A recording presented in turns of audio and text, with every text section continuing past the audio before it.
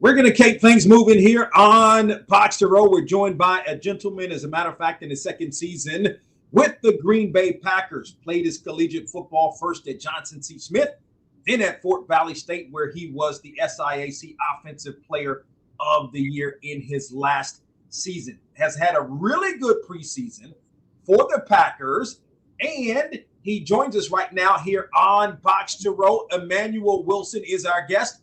Emanuel, welcome to the program. Thank you for having me. You made the 53-man roster last year. You're second right now in terms of on the depth chart with the Packers. Let's talk about the preseason, where you've been very productive. 160 yards rushing in 3 games, 4.3 yards per carry. Just talk about the production and how you're getting better during this preseason. Really, it just starts in practice. Trying to attack each and every day, trying to learn a lot from the vets here, as far as Josh and AJ. Also, it's just attacking and trying to stack days. What about last year? You played sparingly, but when you played, you were effective. You averaged in excess of 6 yards per carry on last year. What did you was it more of a growing process, more of a learning process perhaps last year? Yes, sir. Most definitely. Because, coming from HBCU and coming to the league is totally different. As players play more faster. So it's trying to learn the game really quickly as I could and try to execute when I was out there. Can you speak to the business side of things? You make the last year, you make the 53-man roster, and then you were put on IR towards the end of the season, but then reactivated for the playoffs. Can you kind of speak to that, the business side? And then I believe you've signed a 1-year tender deal for this upcoming season. Yes, sir. I just let my agent, take care of all that stuff. I just worry about ball. Yeah, I mean, is it okay? That's definitely fair. Emanuel Wilson joining us here on BOXTOROW. What about it? AJ Dillon goes down. Of course, Josh Jacobs was signed during the offseason. AJ Dillon goes down. Can you speak to how that affects the running back room, but then how it also affects you? You're in essence elevated as a second-year player. AJ was he's a big part of the team. He was here for 5 years. So I can say losing him was kind of, I ain't gonna say it's effective, but he knows the whole offense. So learning from him and helping us out in the room was tremendously great for us. But we just still attack every day as he's still here, even though he's still here in the building. What do you remember most? Let me start with playing at Johnson C. Smith. I remember that year, 2019. You were ultra productive, the CIAA's Offensive Player of the Year. Speak to that in initially starting off at Johnson C. Smith in your hometown of Charlotte. It was a crazy experience, really, because I didn't play my freshman year coming into college due to grades. But my sophomore year, and that was my freshman year playing on the field.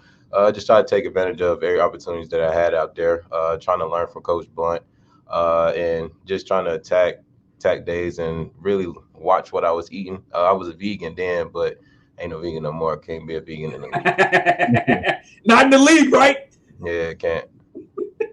Yeah, speak to that a little bit. And I mean, it's so many things in the National Football League, especially when you make the jump from D2 to the National Football League. You mentioned the nutritional part of this thing. So many other things. Can you kind of speak to that? You had to put some weight on you a little bit, right? Yeah, I did. Even at Fort Valley, I just try to watch what I ate in the cafeteria. They have fried chicken Wednesdays and everything like that. But still be trying to watch what I eat when I was in college. Transitioning to the league, really with our nutrition program, I try to ask them what I can eat, far as protein wise, watching calories and stuff like that. So I really just eat salmon almost every day, really. So now Emanuel, now you're from Charlotte, right? You're from the South. How did you pass up on the fried chicken Wednesday? That's a staple in HBCUs, quite frankly. So really, sometimes they had it during lunch, and it was just one day at practice. I ate it right before practice, and when I went out there, I wasn't feeling too good, so I just told myself never to eat chicken no more. So I feel you. By the way, I'm a huge salmon fan, particularly grilled salmon yes, is sir. the absolute best. What led to the decision to transfer to Fort Valley State? Really just to get out of Charlotte. Honestly, just a new start for myself. And I can say it was a grown man decision for myself. Just trying to stay home close to my mom, and I just let her know like I can't be home no more. So I wanted to get out of Charlotte and find a new home. So And of course, you went to perhaps the running back guru in Coach Gibbs. I mean, you look at what he was able to do at A&T, Tariq Cohen, and all of these guys. I mean, that I'm sure that had to factor into your decision as well. I had started with Coach Flowers first. He was at Fort Valley first. He took me there. He took me under his wing, and he taught me a lot. Really, I grew up without my father, so Coach Flowers taught me a lot. And then learning from Coach Gibbs, my senior year, it was tremendous. He taught me like as far as pass protection, I gotta shoot my hands, anchor down. I still talk to him to this day about that. Um, and just he let me introduce me to Tariq Cohen too. So I met Tariq and everything. He gave me some knowledge as well on the league and stuff. So it was a great experience learning from Coach Gibbs as well. Couple of more thoughts with Emanuel Wilson, running back for the Green Bay Packers, who joins us here on the program. Ironically, Coach Flowers is now back in Charlotte, where he's from, where he grew up, back there now. How much do you still kind of communicate with him in that program? Yeah, I still talk to Coach Flowers. He texted me the other day, congratulating me.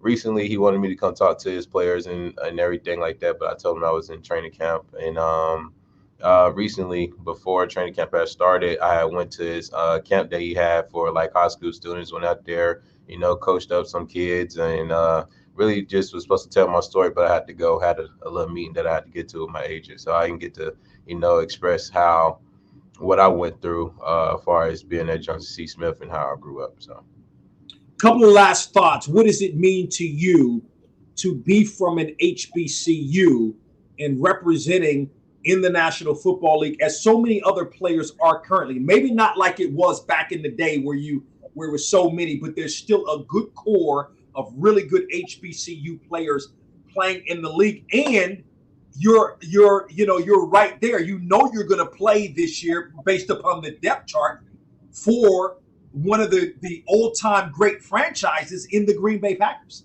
yes, sir. It means a lot just to represent HBCUs. It's just that for the players out there at the collegiate level, you can do it. Just take time, continue to grind, and you put the numbers up, they'll come find you. But it's a great opportunity, and I'm proud to represent HBCUs. Yeah, and then the Packers, the history there. I mean, when you talk about running back Jim Taylor and all of these, guys that not only played the position, but just the Packers as an organization. Yes, sir. It means a lot just to play for the G. It's a lot of guys that played here and trying to live up to their standard. Emanuel Wilson again in his second season with the Green Bay Packers, formerly of Fort Valley State. He joins us here on Box to Row.